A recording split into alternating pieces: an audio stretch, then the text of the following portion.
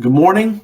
This is Scott Porcino, an associate broker from eXp Realty in the New York City metro area. I founded PlugIntro so all of the real estate professionals and their contacts gain more and better referral partners. I have with me today a friend, Glenn Asher from Kensington Vanguard, who is a top networking pro and a very, very decorated title insurance professional himself. So good morning, Glenn.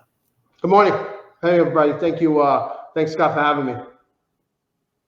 Yeah, let's have some fun. So we know each other a while, and I can say that Glenn is, I would say, the top networking connected person in the business based on the value he provides clients and his contacts and referral partners. So Glenn, tell us a little bit about yourself and your company and really how you work with others to serve clients. So as Scott said, we've known each other for years. I am a born Brooklyn native, moved out to Staten Island with my family through high school and college, went away, played baseball in college, came back and was a teacher for a couple of years, pursuing my master's in education. My brother is one of the top executives in the New York City school system, almost ready for retirement. I found that I was doing so much at a young age, and I wanted to dedicate myself to one career where I could really take advantage of my skill set, and title it was, I guess. I came to this business knowing nothing, and pretty much, worked really, really hard for many years. And for the people that know me and are watching this, everyone knows that I'm the hardest worker in the room, 99.9% of the time. And I take a lot of pride in that. It's always work, whether it's slowed down now in the industry or it's busy with business. I've closed up to 75 deals in a day, 500 in a month. And now I'm only closing 100 deals a month. And I was closing 250 last year, but a lot of my clients are high net worth, luxury real estate nationwide. Most of my purchase business is the tri-state area in Florida. For the first 7 years of my career, and me and my CEO laugh about it, I don't even think I did a purchase. And 6 years ago, I made the conscious decision to move myself and my family to Florida. And it was a great decision. I love it here. Been here now 6 years, 5 in Miami, and I just moved up to Palm Beach County, and built my pseudo dream house, and still going through it, but almost done. And it happens, and timing is everything. I say over and over, if you're a student of this world in real estate, you have to prepare for everything. You have to prepare for today. You have to prepare for tomorrow, 6 months, 12 months, 18 months. And timing is very important. I don't like to be bored. Boredom is the worst for me. I always try to stay busy. My family always says, "Oh, I thought I wasn't busy." Meanwhile, I'm working 18-hour days. So, why? And a lot of people say, don't you sleep? Don't you need a rest? Yes, I sleep. Yes, I need a rest. But, this is what I do, right? I enjoy what I do. Title is the most boring business there is. I always say it. We pull friggin' land records and put a report together and hand it over and issue an insurance policy. That's what it really is when you dumb it down, right? I look at things a lot differently. I've kind of added some color to a very stale industry. I've been told that I made title sexy again. It's a business where we're all working together, right? I'm not selling widgets. This is people's lives. I spend a lot of my time doing ops. People are like, oh, what are your sales tactics? I don't use a CRM. I have a social media team that's phenomenal, that helps me with my branding. I just rebranded, as Scott mentioned earlier, to Asher Enterprises, and we'll get into that, I guess, later in the interview. But title is my game. I'm a student. I like to be super creative. And my marketing and network is very, very important to me. As I've always said, marketing is what I enjoy. How do I get my product and my knowledge base in front of a lot of people? Social has been a big part of that, and hard work. finding out what the next best thing is. And I think honesty is also really important. No bullshit, no games. I'm on this interview. If a buyer calls me, I'm answering the phone. That's it, right? That's what I do. That's how I feed my family, and that's how I feed my businesses, and how I take the marketplace and actually structure it to benefit myself, my team, and the future, which is, it's not easy to do. It's a lot of hard work. It's a lot of understanding different parameters in the industry, understanding everything from banking to real estate to investment to equity to commercial, and it all falls within the nucleus of real estate. So it's a constant shift in gears and motion and figuring out what the next best thing is. Your role in the industry is distinct from others because the realtor deals with the public, Yeah. and the lender deals with the mortgage applicant who are buying a home. Your source of business intake is by referral only by those that order title. Correct. Although I've approached things a little bit differently, and ultimately it's the consumer or the buyer or seller's decision to choose the title company that they want to work with. Some of which are chosen for some reasons, some for others. My goal in a transaction, and believe it or not, I speak to more buyers and sellers than probably most people in the transaction. Unfortunately, not every realtor, whether they're high net worth realtors doing luxury properties or lower end agents who are new to the business, or just do what I call regular conventional deals, not everyone is knowledgeable and not everyone is good at their job, to be honest with you. And it's not my job to tell them that they're bad at their job, but it's my job to quarterback the transaction, especially in Florida. In Florida, we act as a title insurance provider as well as a settlement agent. Compared to a New York property or a purchase, there doesn't need to be an attorney, so I can do buyer, seller, bank attorney, title company, psychiatrist. We play the role of a million different things. And listen, we in the title space, it's not all green pastures. Not every deal is $1 million premium. Although everyone thinks that we are all, crushing it and getting rich, nobody sees the fallout, the overhead, the processing time, the long hours, hey, I need to close this deal tonight because if I don't, the rate lock expires, right? And now the rate lock really means a lot, right? Somebody could have locked 3 months ago at 4%, and now they're at 7%. Now they can't afford the house anymore. So if we don't close, they're screwed. Rate lock extensions are going out. Mm-hmm.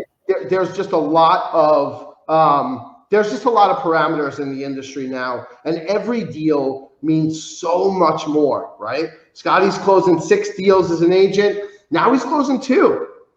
Still got the same overhead. Under the current situation, the food costs are going up, taxes, insurances.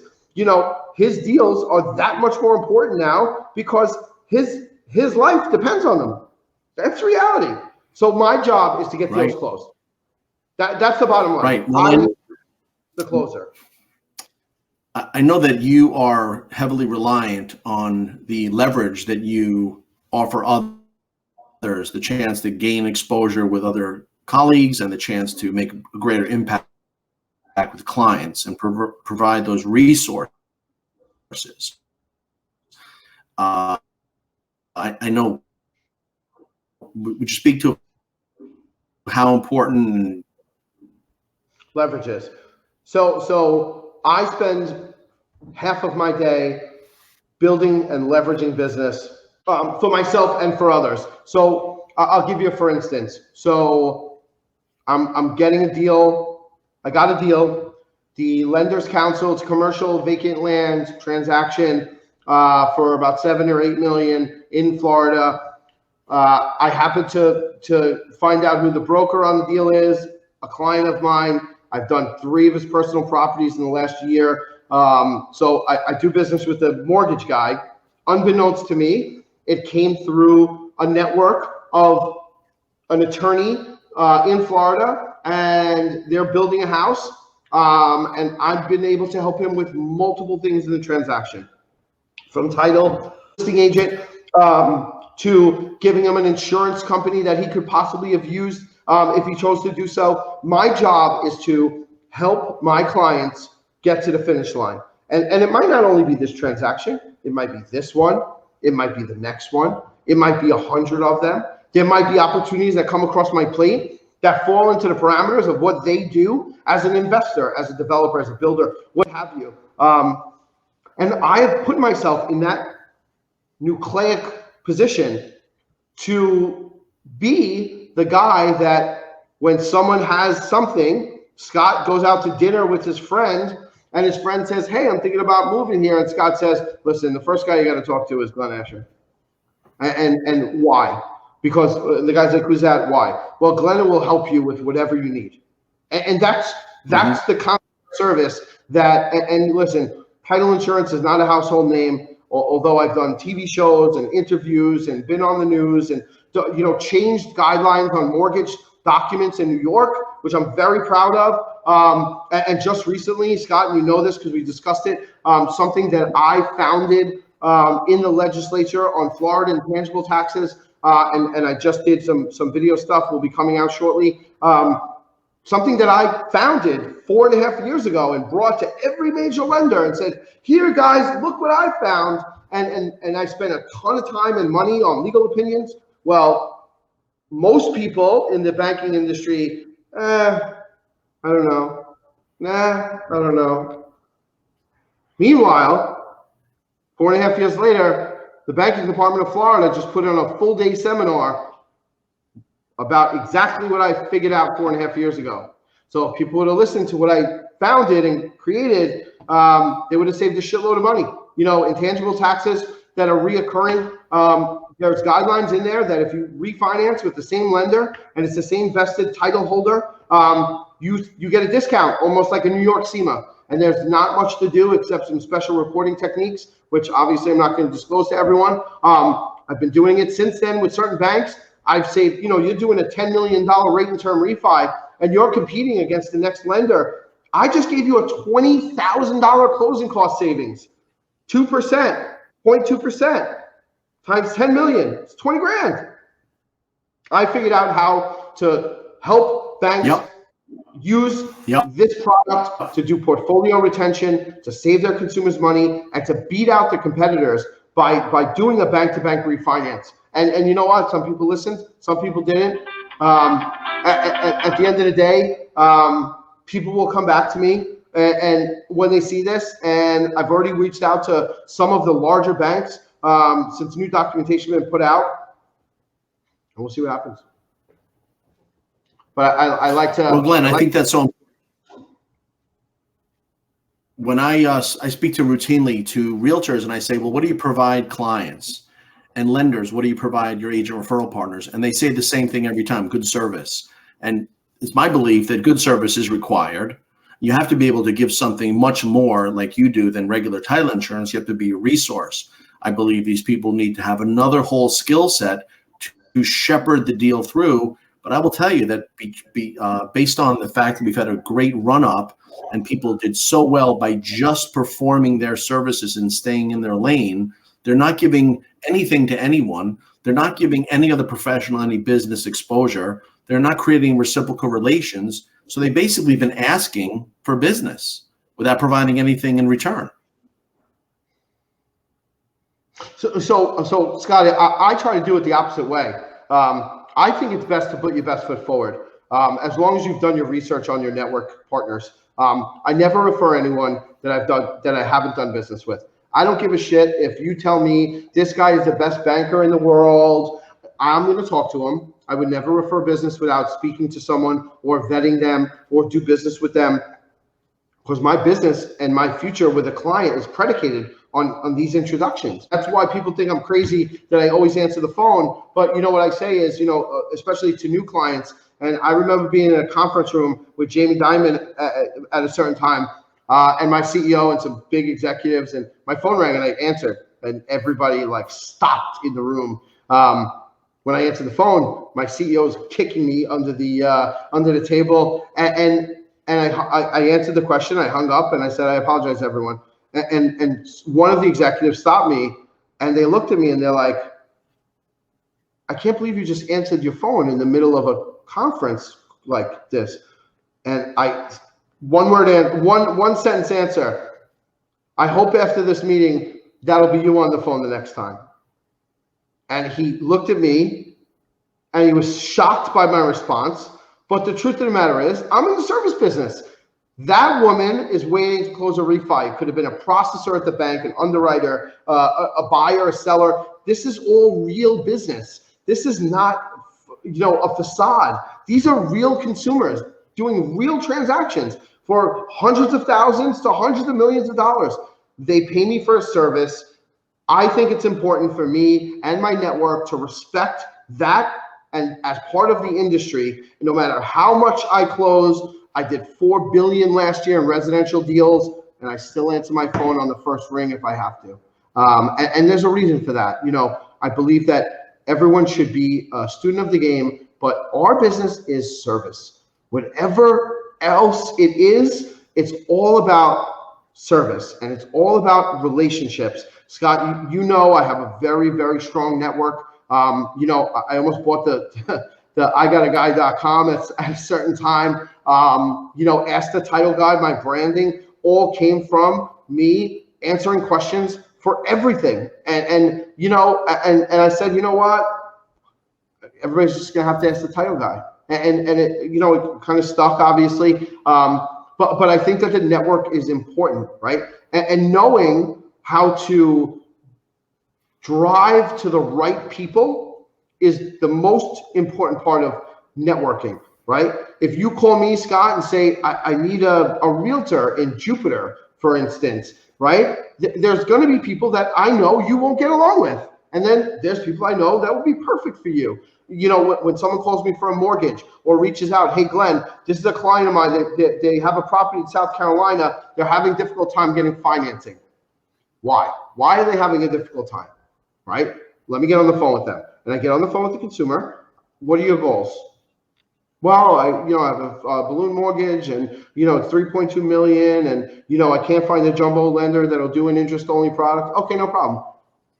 What's your timeline? Oh, I need to close within 60 days. No problem. I'll get you an answer by the end of the week. I get off the phone. I make 3 phone calls to 3 different people that come to mind first that would fit the characteristics, personality, licensing, compliance, and product that the person might need to help them in whatever endeavor they're looking to accomplish that I can help with. And that business translates into referral business to the banker. And then the banker refers me business. It's not quid pro quo. I don't do it to everyone specifically. I try to match people with the right people. I'm a mortgage matchmaker, if you want to call me, or a resource for people, for everyone to be on the same page and get along. Yeah. Glenn, I think that's a model approach. I've always said about you and your efforts, you're a bit over the top. I've been at some parties, and I think that creates such a draw, and it requires such an investment of time, of money. You can't know a lot of people by staying home and staying off the phone. And even to the extent of the functions that you put forth or offer are really, really special. I would like you to speak about doing something extremely innovative where your associates and your realtors' open houses are functions and networking events, and they're not something boring where you check out the house. It's a place where you want to be seen and enrich your relations with others. Talk about that open house approach. So I started back over a decade ago. I worked with some of the $1 million listing guys in New York before compliance changed and you weren't allowed to do broker opens. So all you title people out there that are doing shit for clients, it's illegal. You can't do broker opens in New York anymore and pay for everything. It's not legal anymore. So you can't do it. In Florida, the regulations are different.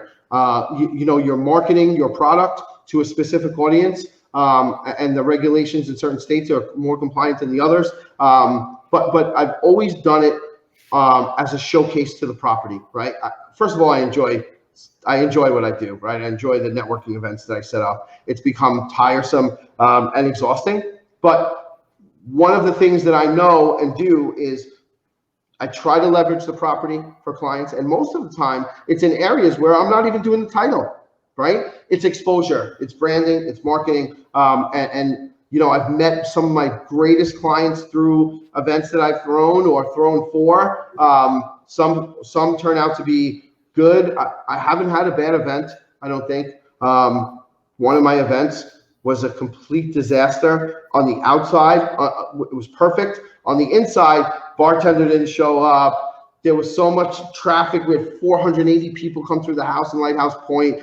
The developer and the builder of the house was there with his people, and the gas wasn't turned on, and nobody told me. And we had so what do you do? Just like anything else, you bunt, right? I sent the valet guy to Home Depot to buy propane, and we put it under the barbecue, and instead of using the stove for the paella, the chef used the propane tank and put the paella, took the lid off, put the grill right on top.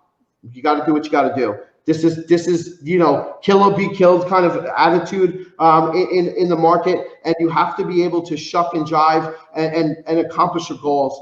My goal with the open house is not, and I stopped doing them for a long time because people used to come just to party and take advantage of great food and entertainment and stilt walkers and DJs on the waterfront and drums and Cuban bands, and I did a mariachi band and a tequila theme for a May 5th broker open in Davie back in the day. Surprised the shit out of everyone. We had 7 mariachi singers coming in, strumming their guitars and singing, and it was awesome. It was a lot of fun.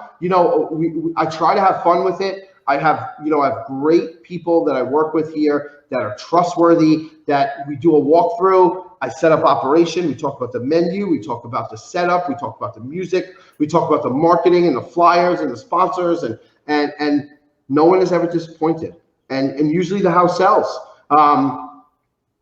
Some issues, I've had ones that sold before the party, and I had to change the whole venue. That was a disaster.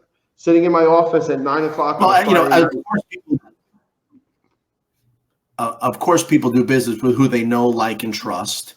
And you're there doing the seller a great service, the listing agent a great service, because you're bringing brokers that never would have known. I personally spoke to the seller of the property where I last saw you, and she said that she had never been to anything like that. She didn't know this existed. She thought people would come in and out in 20 minutes and nod their head and go back in their cars. I don't know if you know that. She said, wow, what is this? And I said, this is Glenn who put this together. Make sure you get the maximum exposure for this property with the top flight agents that have the best buyers. Right. So that's the important part, right? Is to make the client happy, to make the listing agent, if that's the case, look good. They spend money and time also. They deserve the props. They got the listing. This happened to be a special property during the boat show, which is very difficult to draw a crowd to because there's so much going on. It was professional. It was courteous. It was, well mannered. There's no sloppiness, and people just had a good time, and they saw a beautiful property, and had interested buyers. And it's a marketing tool, right? It's leverage for me with the agents. It's leverage with me for the agents, but on my front, people take advantage, so I have to be careful. I don't have that much time. They're very tiring. They put a lot of effort into them. It's my branding. It's my name on the line, and I take a lot of pride in that, right? I take a lot of pride in being able to help people in the industry with whatever it is. I'm starting my podcast soon. I'm going to do episodes once a month, some of which are amazing people and amazing clients, some of which are people that I look up to, like I've said before in my own videos. Some are just special because they're Wall Street Journal bestsellers. because I've known them for 30 years, because I've been able to network and trust individuals, and they trust me. With some of their high-end clients, I take pride in the fact that I could be introduced to, I don't know, a billionaire. I'm sorry. Hello? You have a DoorDash delivery at the front gate? Yes, please. Thank you. So I take pride in that. I take pride in my clients trusting me to make introductions to football players and athletes and celebrities and people that they know are vital to their family, right? So now they bring me in. Well, I feel the same way about that, right? I'm not going to relinquish control or relinquish a relationship to some guy who doesn't know what he's doing or isn't the expert in his field. Let's put it that way. Yeah, that makes sense.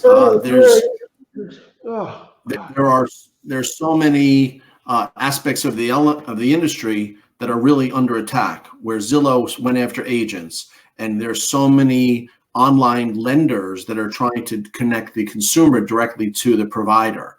And I don't think we have that with title, because as you say, it's really unknown by the masses. However, your colleagues in the industry need more and more trust and a greater connection with each other. And that's where the mutual respect, the constant contact, the providing of value, and showing you care. I mean, I know you care. You care a lot about this stuff.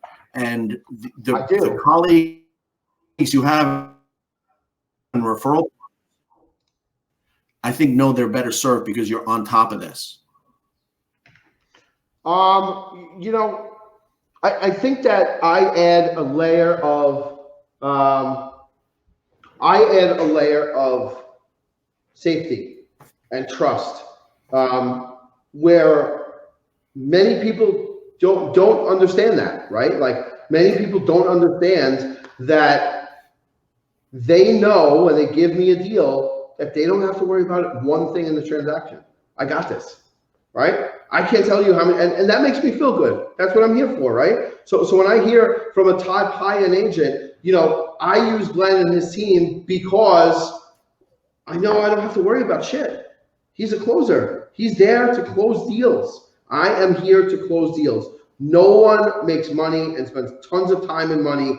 I am here to make sure that those deals close. And love me or hate me, I have a job to do. I speak the truth. Sometimes people take that off as brash or direct or in your face, but I'm not here to waste my time, excuse the French, but pussyfooting around and dealing with nonsense. There's a lot to every transaction. They're real deals, they're real people, they're real stress and real emotion, and I'm here to quarterback those feelings and compliance and financing and documents to make sure that everyone is in line. And I try to protect everyone in a transaction, because sometimes people just don't know. And then, there's a lot that people don't know. And if I can lend my knowledge to a transaction or to an agent or to a broker, to a banker on what I know and how to get it done, I'm going to do it. Holy shit. And Glenn, here's why I think that's really valuable. I think that the next stage or the next cycle we go through will not be at all adversarial, because everyone is going to really have to collaborate based on the interest rates, based on the increase in inventory. It has shifted. I think much more so will be. We're in November 2022 after the holidays and into the new year, and then the North has the winter. I don't think we're going to have truly adversarial positions like highest and best by 5. We're going to need a quarterback. We're going to need a cohesive unit to close things. There's going to have to be much more favorable correspondence and communication. And that's why I think that professionals like yourself will be even more required. People cannot just stay out in the orbiting on a satellite. They have to be in that mix. And you mentioned nucleic. This next series of transactions will need cooperation, whether it's sellers buying down some buyers' points, making the house more affordable, doing some concessions, and really looking everyone to get to the finish line. Yeah, I think people understand the importance of deals now, like you said. And I think people are more apt to working together to get those deals accomplished. Yeah, and that's the greater value. But I mean, Glenn, I really appreciate you being here today. I know you're My a pleasure. top pro. Thank you. Yeah, Glenn, you have some fun with it too. I appreciate it, Scott. I would welcome everyone to understand what Scott has created with PlugIntro. We used to do something cool back in the day with weekly and monthly interactions with agents in different areas. And it was fun and it was exciting, and those times were good for those times. And now, Scott has migrated to an online platform to help deliver a networking pseudo. It's a great platform to bring people in and be able to use as a network. These are trusted professionals that he interviews, that he brought in as people that are involved in the platform. Let's call it. I personally try to do right by everyone in my network at some point or another. And part of that is understanding your clients and understanding your network and understanding who does what, when, where, and how, and understanding personality and understanding dynamics. How many times I refer somebody and if you've ever emailed me and don't get a response in like 5 seconds, I'm probably dead. As many of you know, I am super responsive. The phone rings, I answer it. I get an email, I answer it. I get a text, I answer it. Like, even though I hate texts and Facebook messengers, as Scott could allude to, because I'm hitting, 10 social platforms, and I got 80 messages on LinkedIn and 12 DMs, and it just became from email. Now it's 100 platforms, which is great, but at the same time, a detriment to your time management. And you got to know, you have to have time management. You got to know what to do and when to do it. That's it, because there's only so many hours in the day, and I already work 17, so I can't work anymore. That's it. You got to sleep, you got to eat, you got to be with your family. Glenn, I'm really happy we got this chance. I'm really happy that we got an opportunity to feature you. So until our next time, we're having a video interview series here, and get back to work. And I really appreciate time spent together.